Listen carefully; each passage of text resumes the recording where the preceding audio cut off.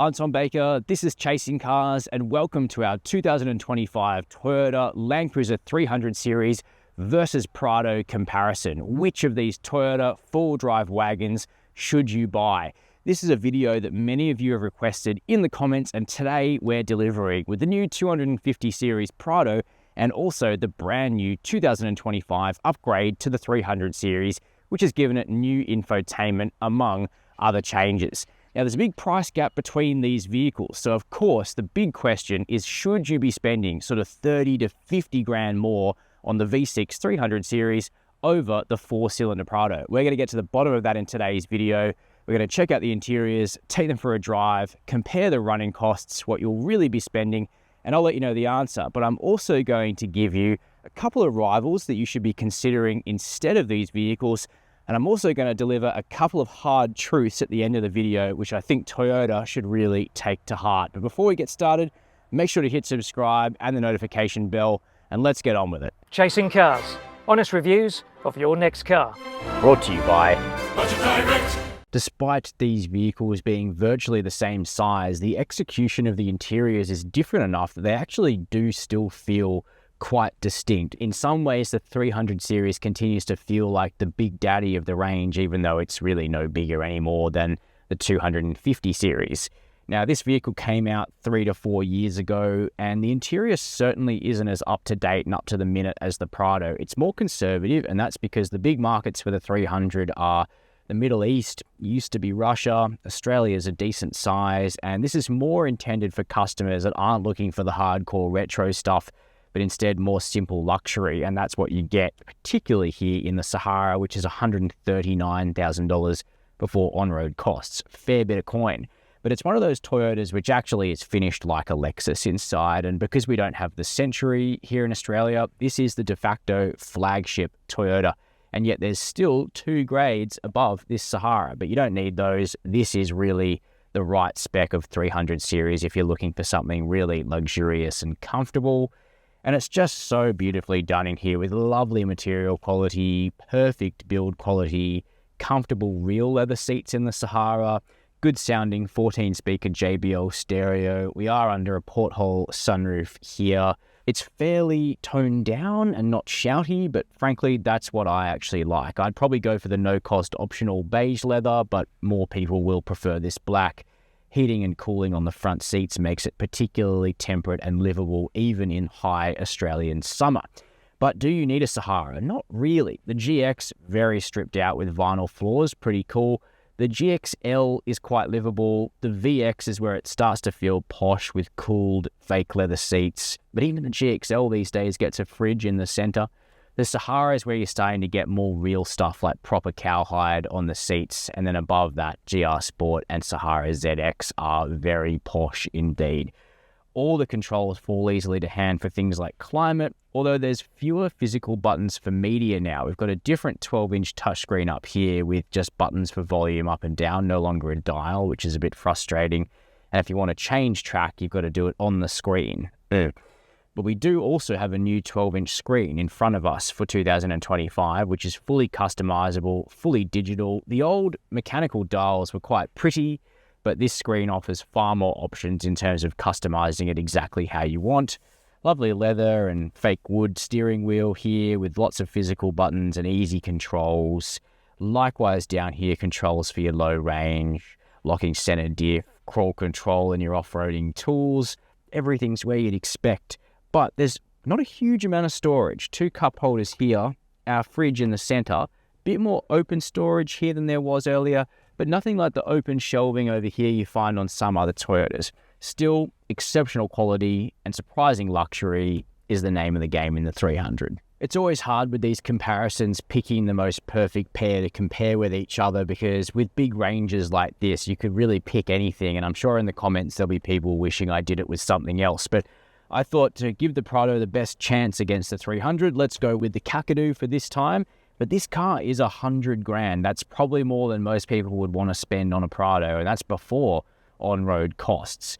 Do you need a Kakadu? You probably don't. The GXL is actually quite livable. That starts just under 80 grand before on-roads, now with a choice of 5 or 7 seat. And when we get to the boots, you'll see why you want the 5-seat version of the Prado. The Kakadu, like most of the other variants, is 7-seat only. Now, the VX is where it starts to get pretty posh. By the time you've got here to Kakadu level, you really do have all the fruit. What you also have is a very different interior design to the 300. Toyota has overloaded on retro for the Prado, and I personally like that. I think it looks cool. But this interior is a lot more progressive than what you see in the 300, and you might not like this, or you might love it. Two 12-inch screens here, digital instrument cluster and touchscreen. That's what Toyota have now replicated on the 300 for 2025, but still loads of physical buttons for your climate down here, your heated and cooled real leather seats here in the Kakadu. You've still got a volume knob, which is really nice to have in the Prado. You don't get that in the Land Cruiser anymore. And then much the same with the off-roading controls for your low range, locking center diff, crawl control, drive mode selection, and your auto transmission. That's largely shared between the vehicles. So are the dimensions, almost identical in terms of sizing here. But the Prado actually feels a little smaller, and that's really just the way they've designed it. Feels a bit more hemmed in, but really the dimensions are pretty much the same. Different steering wheel, however, again, blocky, retro, all the physical controls here, but also driver monitoring. The Prado's looking at you to make sure you're not glancing around the cabin or on your phone and it bings and bongs at you when you do any of that stuff. Now, the seats are pretty comfortable in both vehicles. I would say the 300 slightly edges the Prado, but these are still good pews you'll be able to do thousands of kilometers in without complaint.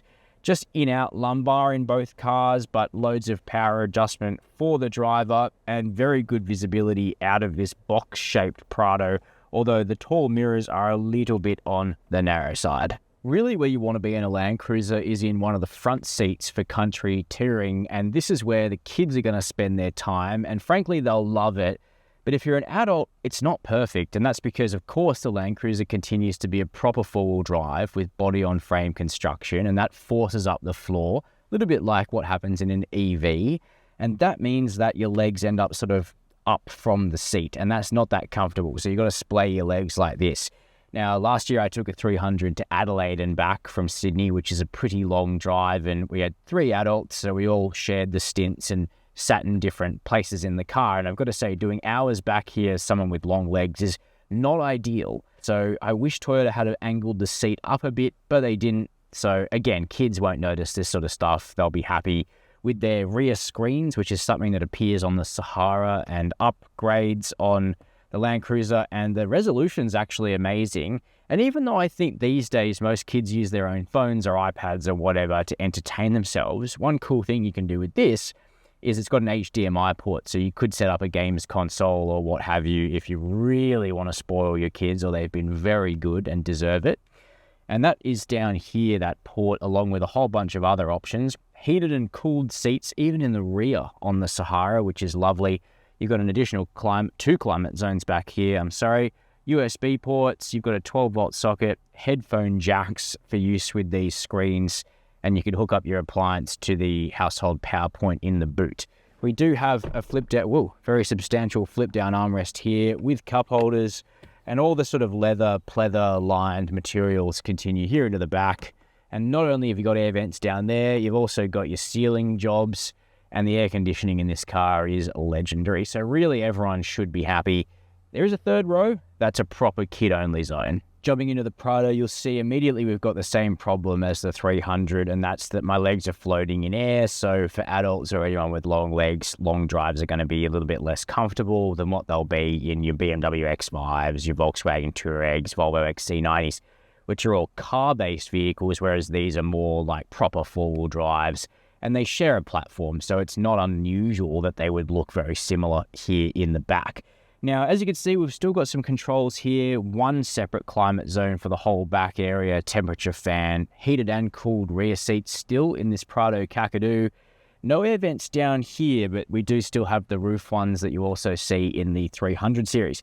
And what I would like to touch on is that you can kind of see all the areas where Toyota adds extra polish to the 300 over the Prado.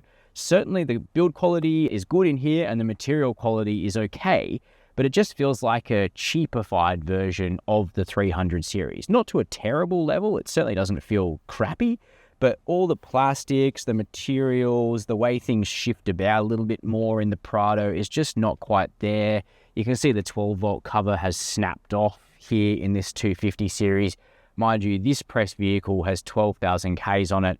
And when I was a baby journo, I was always told, with press cars, add a 0, and that shows you how much wear you'll have. So 120,000 Ks if this was someone's private car, which is a bit scary.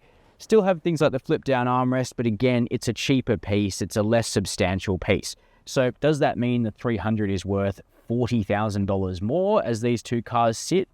Maybe not, but one's certainly not a clone of the other, and you can see where Toyota spent extra money in lots of little places on the full-fat Land Cruiser. Moving around the back of the more conservatively styled 300 series, you'll note the tow bar. All 300s and 250s are pre-wired for the tow bar, which is good.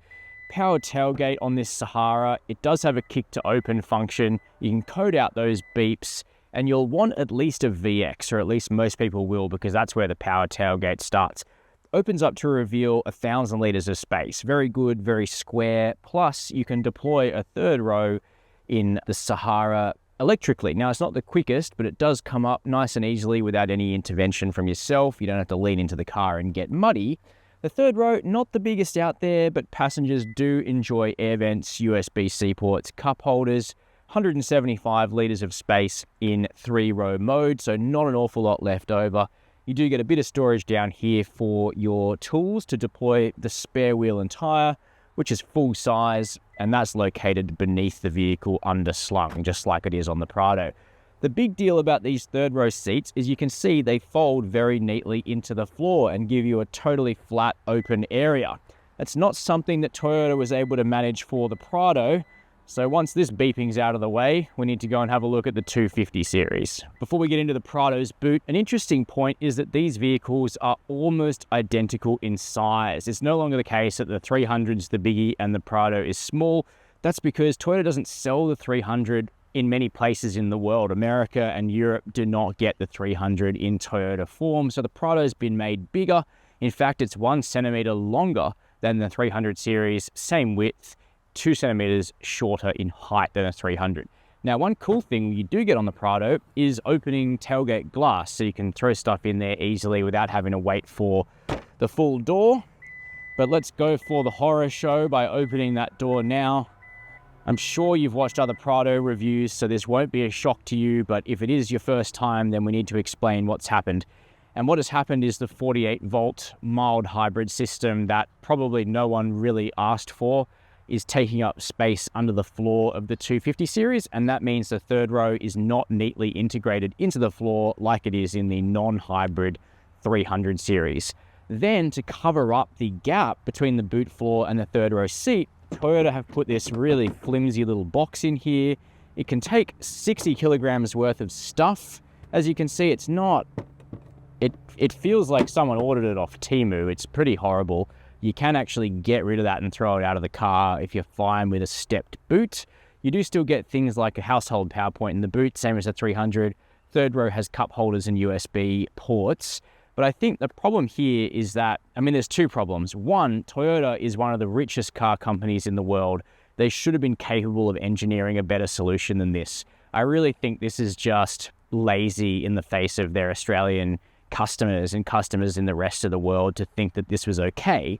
The second thing is, if this is the way Toyota is going to engineer a hybrid for the Land Cruiser, then they're going to have problems, because under Australia's emissions laws, which are now in force, the CO2 emissions are going to have to be drastically cut for these vehicles in the coming years. And if that's going to mean huge compromises to the interior, then rivals are just going to take one look at this and say, we can do it better. And I think Aussies will realize there could be different options out there for them. So it's a real shame to see this level of engineering here. Now, we do still have that power tailgate. Once again, the dealer can code out those beeps if you don't want to listen to that the whole time. Now it's time for us to discuss the running costs of these vehicles, which are maybe closer than you might have thought. As you'd expect for the 4-cylinder option, the running costs on the Prado are a bit cheaper. That starts with servicing. The intervals are the same as a 300, 6 months or 10,000 Ks, which is quite frequent. Over the first 5 years, you'll spend $3,900 total servicing the Prado with Toyota dealers. Now, I've opened the fuel door because, of course, a big part of your running cost is going to be putting diesel in the thing, although you also have to put AdBlue in the 250 series Prado, which is a treatment for its emissions. 17-litre AdBlue tank, Toyota says that'll last about 8,000 Ks on average. 110-litre diesel tank is pretty far down on the old 150-litre tank you could option on the old car if you went for a tailgate-mounted spare. That's now gone. Fuel capacity's down. 7.6 litres per 100 kilometres is the official claim. I've been getting 10 on the highway or about 13 in town. You can probably do a bit better than me, but that official number is quite unlikely. Either way, you could get about 1,100 Ks of range out of this vehicle, which is still quite impressive. How do you go with the V6 and the 300? Let's go find out. Well, one thing you don't have to do is put AdBlue in it. Toyota have maintained the 300 without that feature so far. Who knows what will happen in future, but for 25, no AdBlue, just the same 110-litre diesel tank. Now, of course, being a V6, you'd expect the fuel consumption to be higher. On paper, it's 17% higher. Toyota claims 8.9 litres per 100 kilometres combined. Again, that's pretty fanciful.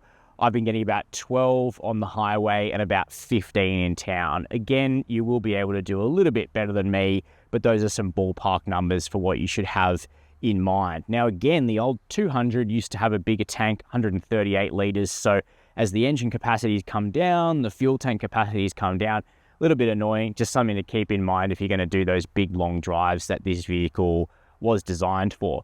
Now, interestingly, on that fuel consumption difference, it's about 20% thirstier in the real world than a Prado, despite having 50% more power, 50% better power to weight ratio, for instance. That sounds like a pretty good deal to me. And on the servicing front, things are similar. Same 6-month intervals, costs you a couple $100 more over the full 5-year period. The warranty on both of the vehicles is 5 years with unlimited kilometers. Just before we take a drive in this pair, let's look at the biggest difference between them because, of course, these days they share a platform, but they certainly don't share a powertrain, which is a bit of a disappointment when the Prado came out. Now, the old 200 series Land Cruiser was a V8. The 300 series dropped the 8-cylinder motor for this. The new F33A FTV 3.3-litre twin-turbo diesel V6, 227 kilowatts of power, 700 newton meters of torque. Those are important numbers because these vehicles weigh almost an identical figure. The power to weight ratio is far superior in the 300 at 89 kilowatts per ton. As you'll see in just a moment, that's not the case for the Prado. Well, they might share a platform, but the cost cutting goes far and wide in order to make the Prado so much cheaper, relatively speaking. You'll notice the lack of gas struts to open up that bonnet. Not the biggest deal, just a small thing, but the power to weight ratio is a big deal.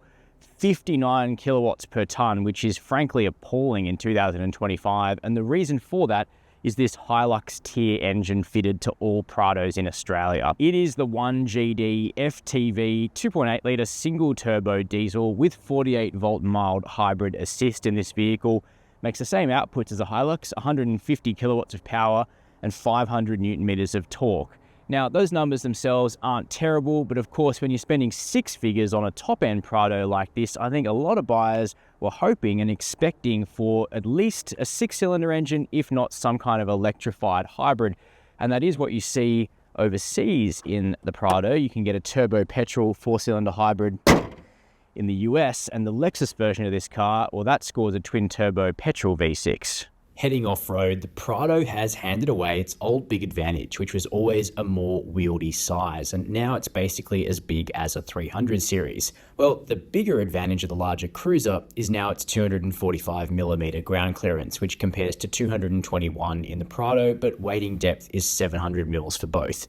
Approach angles are the same 32 degrees, while departure is a claimed 25 degrees for the 300 series, but an unusually poor sounding 17 in the Prado. Both have a center differential lock, but for a rear locker, you'd have to choose the off-roading trims. Altitude in the Prado, GR Sport for the 300 series, with the latter also scoring a front locker. If you're after Toyota's eKDSS articulation tech, well, it's kind of being phased out. The 300 series GR Sport does get it, while the Prado Altitude is fitted with a manual stabilizer disconnect mechanism that you have to operate yourself. If you're planning to exploit the full towing capacity of these vehicles, carry big loads with them, or especially do both simultaneously, another issue to be well aware of is the payload situation with these vehicles. When you aren't towing, the payload looks similar at 605 kilos for the Prado and 660 for the 300 series. But hook up a 3.5 ton trailer and the Prado's limited gross combination mass makes things harder. When towing 3,500 kilos, the Prado has just 155 kilograms of payload remaining. Hauling the same 3.5 tons in a 300 series gives you a slightly better 280 kilogram payload to play with, but in either case, you'd have to be well aware of the weights of your occupants, any cargo, and any modifications you've done to the vehicle to prevent being overweight. Okay, let's start our driving in the 300 series. So we'll start it up. Quite a muted startup sound. Pop the auto in gear and off we go. One of the first things you notice is it's much more hushed in the cabin of the Land Cruiser 300. Even at full throttle, if I plant the boot, it's pretty quiet. The 3.3 litre twin turbo diesel V6 is just a good engine for this vehicle, and 50% more power is always going to make it feel a lot faster, given the weight is about the same, and in fact the dimensions of the vehicle are about the same these days. So really what you're talking about is, apart from those sorts of differences in style and opulence, and then some of the key weight differences in the cars about GWM and Payload and the like, you're really looking at a major powertrain upgrade from going from one to the other, and you notice it all the time. Less noise in the cabin, less effort required to accelerate anywhere, and a good case study would be single carriageway country roads. So driving up to this area on the central coast of New South Wales from Sydney, I was in the Prado for some stints and found myself behind, slightly slow moving traffic that I want to get past. Well, I found myself shying away from it in the Prado because it's difficult to find enough space to quickly zip past, because the Prado runs out of puff at triple digits. The 300 series has much greater margin there in the performance, where you can just plant your foot, get out, get around really quickly. So if you do a lot of country touring, the extra performance from the V6 could well be worth the big uptick in spend. That's really something only you'll know. The other big one, apart from the quietness, apart from the quickness, is the level of comfort, and that comes down to the suspension.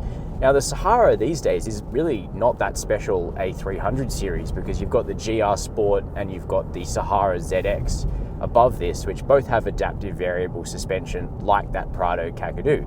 The Sahara just has passive dampers, fixed rate suspension, but you know what? It's so well tuned for Australian country touring, you don't need adaptive dampers in this car.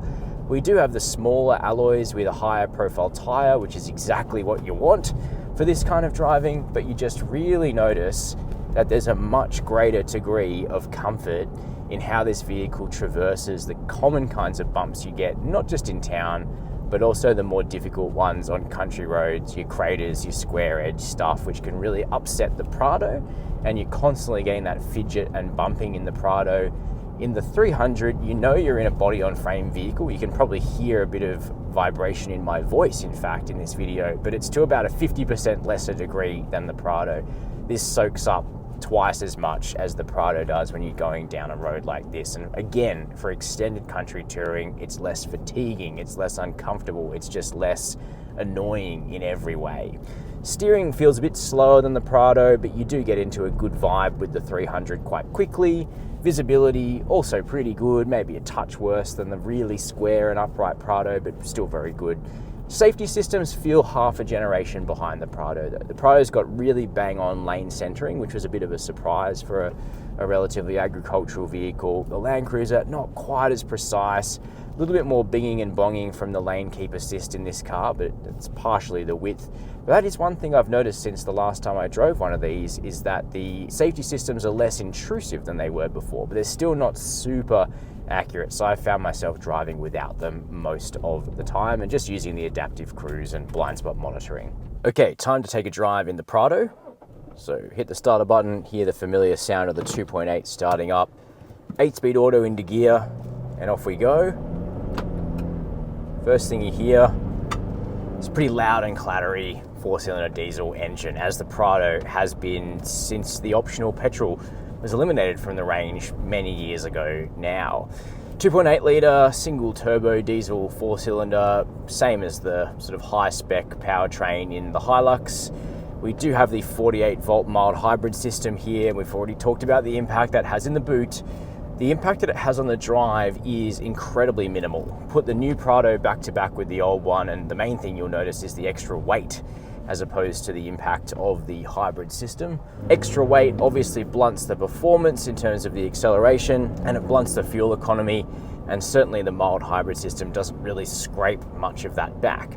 But how is the performance of the Prado? Well, it's okay, particularly when unladen, like I'm filming right now. 150 kilowatts of power, 500 Newton meters of torque, certainly not going to be setting the world on fire in terms of acceleration, and it's certainly double digit slow in the Prado, but you know, it's altogether not too bad, and the main change in that regard is the fitment of the 8-speed torque converter automatic.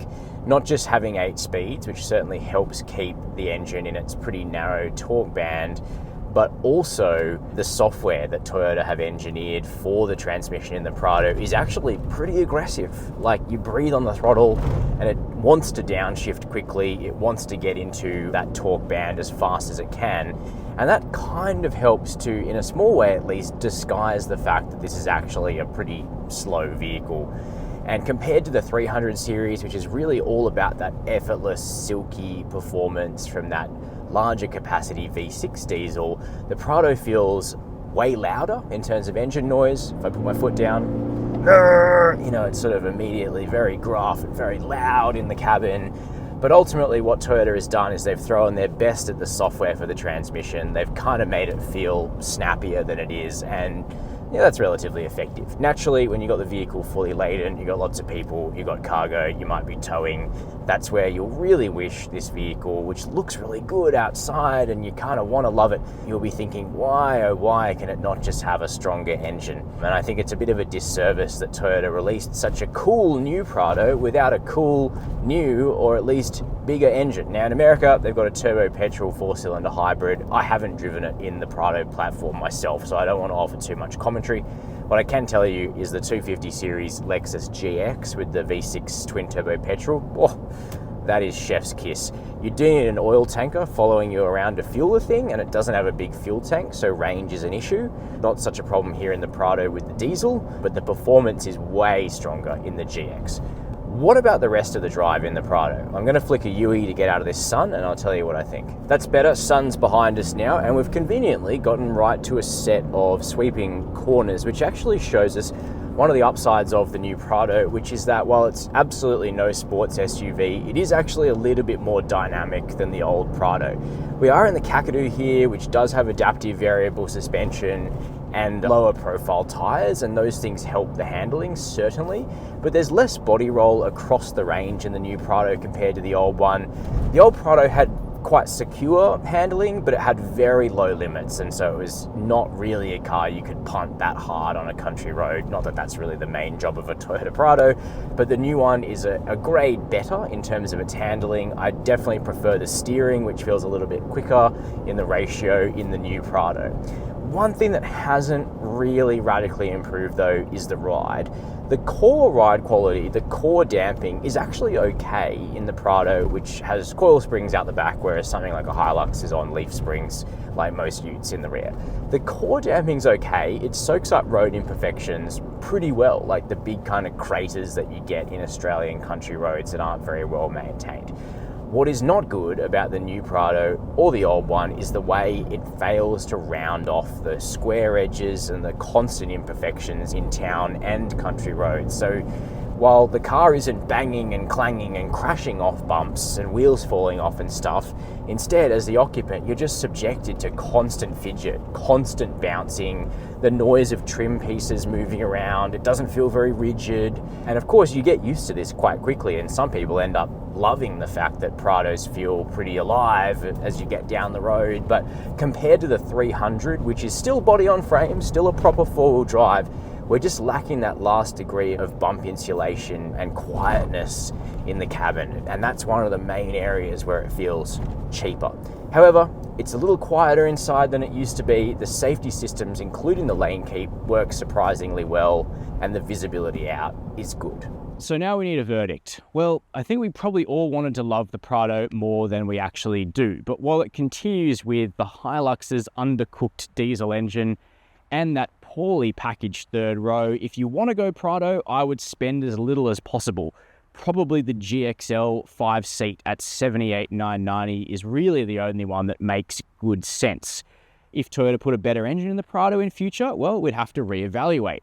But for now, as I come to you in mid-2025, the vehicle with that better engine is the 300 series Land Cruiser. Same size as a Prado, but all the benefits of that V6 diesel. Smoother, slicker, faster, quieter, and doesn't use that much more fuel despite having all those attributes.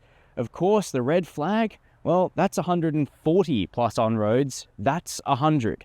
Is the 300 series worth spending that much more on?